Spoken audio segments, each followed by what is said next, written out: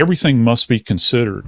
Couple the complexity of the crime scene with the fact that the quadruple murder happened in a city with a small police department that doesn't investigate many murders, and you could run into some real problems.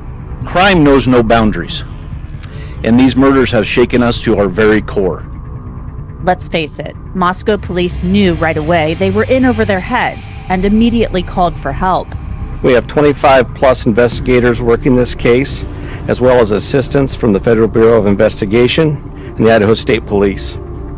We're reviewing video that has been collected, but we are asking citizens to contact us with any information you may have that will help in this investigation. Police held press conferences, releasing bits and pieces of information to a community full of people who were living in fear.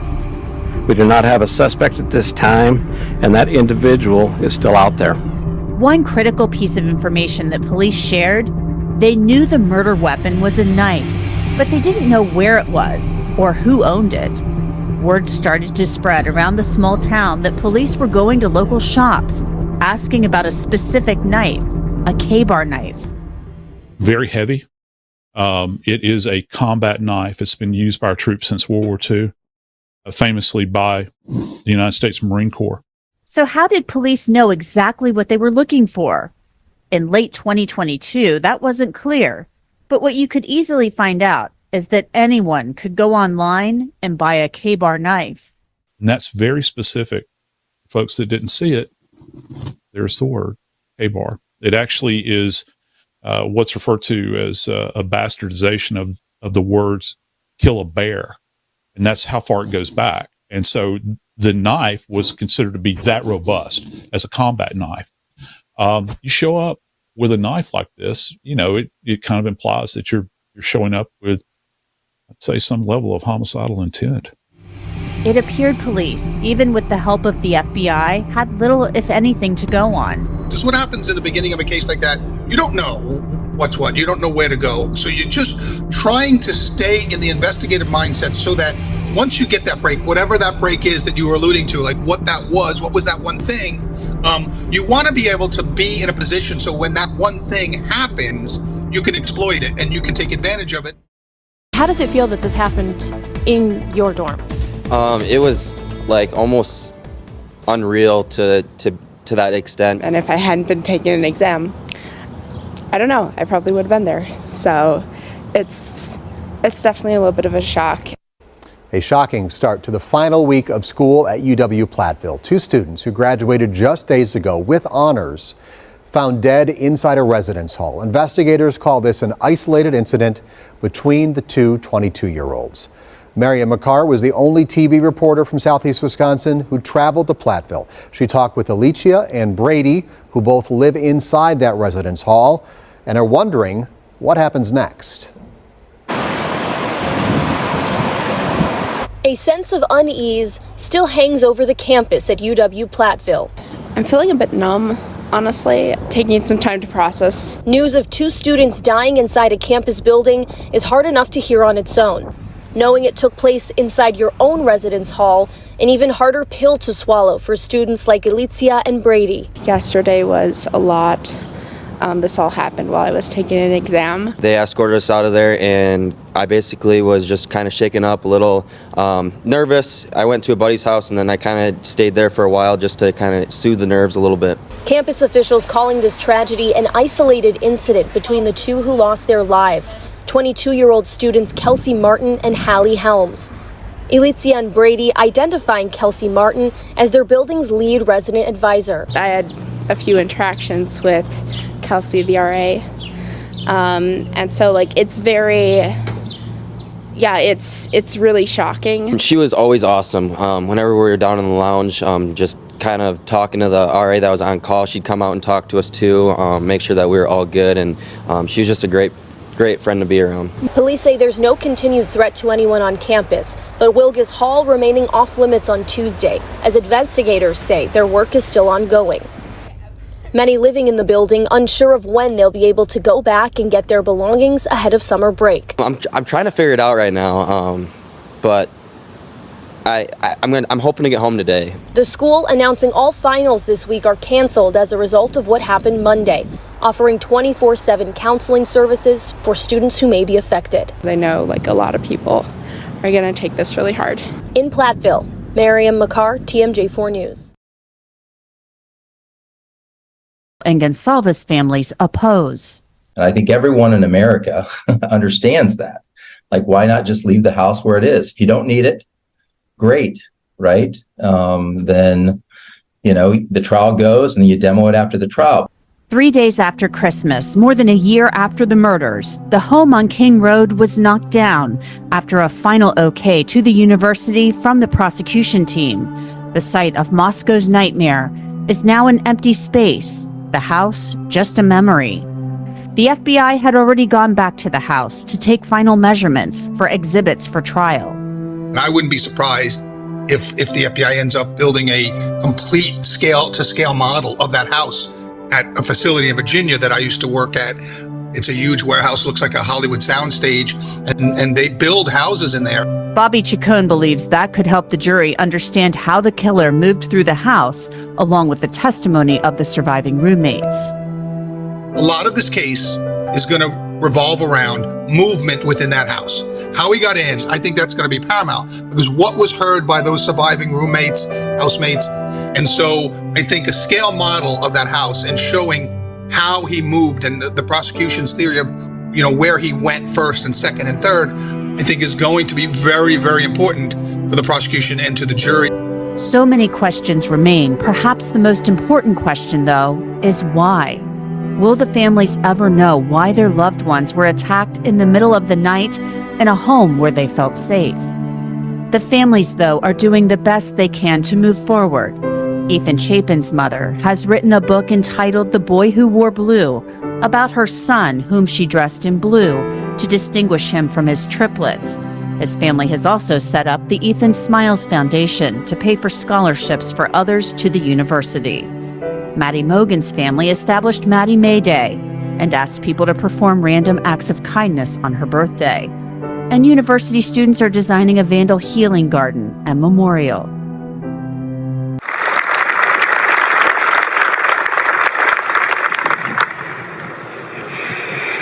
Scott just said, let's get out of here. Let's move.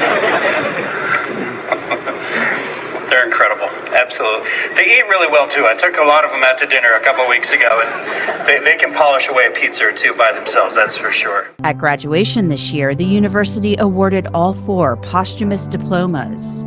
This is a moment for us to acknowledge the contributions they've made and celebrate their academic achievement with their families here today. Xana received a certificate in marketing, Ethan in recreation, sports, and tourism management. Kaylee's siblings accepted her degree in general studies. She was supposed to graduate a month after she was murdered and planned to move to Texas for a new job. And finally, Maddie's parents accepted her bachelor's.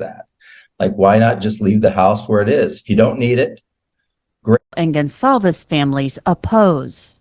And I think everyone in America about that. Irreparable harm goes both ways. And so I was a little bit troubled by that claim without considering the Sixth Amendment considerations. I mean, this is a balancing, the law is clear on this, okay? It's a balancing test. And when your client says that it is arguing it as the First Amendment is absolute, is also troubling. So I would suggest that maybe the Associated Press needs to tone it down, just ratchet down a little bit, because some of the arguments, including the first line in the motion to intervene, says that the Supreme Court held a certain thing, that I do not think that is what the court held. And you know the difference in a holding of an appellate court. So I just felt obligated to help you out a little bit in terms of what the Associated Press is asking for. And in the meantime, there's a lot of potential irreparable harm from media that is affecting a fair trial. So that is really concerning. This is a very high-profile case. So I'm happy to set this on June 9th, too. Okay, how about we set yours at 1:30 though, so we don't kind of push them all together. Does that work for you, Mr. Rudley? It does, Your Honor. Okay, does that work for you, Mr. Logston? Your Honor, I don't know if we'll have an evidentiary presentation ready by the 9th. That would be my only concern. We can certainly try, but Well, let's see, and if that doesn't work out for you, then we'll let you know. We'll talk about it. Okay, I just felt the obligation to talk about irreparable harm. Okay, there's a lot of interest here, Mr. Carone, and I think my job, my constitutional responsibility is to consider all of the potential irreparable harms, or all the injuries, or all the harms. So, I just want, maybe it's appropriate, I was just thinking, I just want to remind everybody, okay, on this particular issue, but all issues, at all times, that we all, okay, judges, lawyers, journalists, media generally, have constitutional responsibilities to both the First Amendment and the Sixth Amendment. And what I generally am seeing in the newspaper and the media is no discussion about the importance of the Sixth Amendment. It's just the First Amendment, which is very important. But here's the real reminder. The first sentence of the preamble of the Idaho Rules of Professional Conduct says that a lawyer, as a member of the legal profession, is a representative of clients, an officer of the legal system, and a public citizen having special responsibility for the quality of justice. We all have that responsibility, and sometimes we push in a hard way for our clients, and that's appropriate. But you have larger responsibilities at the same time. Okay, so we got a murder mystery in Idaho. 4 University of Idaho students were found dead in their off-campus apartment. It's now being investigated as a homicide. Kana Whitworth has the latest. Good morning, Kana. Yeah, George, good morning. So I spoke with a mayor in Moscow, Idaho last night. He described the crime scene as complex. He said Idaho State Patrol has now joined this investigation, adding that they're bringing in their mobile processing lab to help solve this case. This morning, a tight-knit community in northern Idaho reeling after 4 University of Idaho students were found dead in an apartment across the street from campus. I think it's shocking for everybody. Police are calling it a homicide. Authorities say the initial call for an unconscious person came in just before noon Sunday. But Mayor Art Betke telling ABC News the crime happened hours before. Given what the nature of the scene was, they've indicated that it was 3 or 4 in the morning when things happened. Once officers arrived, they found a horrifying scene. 3 women and 1 man, all members of the Greek community on campus, were dead. The foursome seen here in this photo posted by Kaylee Goncalves just hours before their deaths. There isn't a person on campus who isn't affected by this.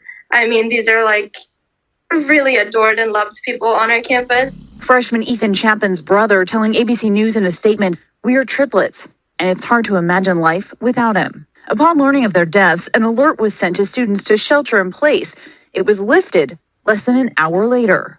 There's been no named suspect, but as this investigation continues, you believe that the students and residents of the city are safe right now. Right. Especially because Given the very focused nature of what went on there, no other apartments nearby were involved. And in the ensuing 8 or 9 hours between the actuality of the crime and the call into the police, nothing happened. I think the eventual conclusion is going to bear out the fact that this was a one-off crime that was committed and was very focused and doesn't involve other students or the public in general at all. Now, the mayor went on to say that he thinks a suspect could be named in the coming days. He also said there in Moscow, the city and the university are incredibly intertwined. And you guys, he described this crime as horrific, rare, and isolated. We will not ask any more questions of prospective jurors without the court approving it. Because we've seen that the people retained by the defense cannot be trusted in that regard. Fools once, shame on us. Shame on you. Fools twice, shame on us. We don't want to get into that. They wish to proceed with surveys, they can, but they need to start over. Start over in Latah County? Yes, sir. Absolutely. Absolutely. There's no other way to get a fair comparison with any other prospective veneer without doing a new survey in Latah County and not including any of the people who were surveyed in this 400-person group. That's the only way we can avoid this taint. Again, this is not of the state's making. We are trying to salvage a mess.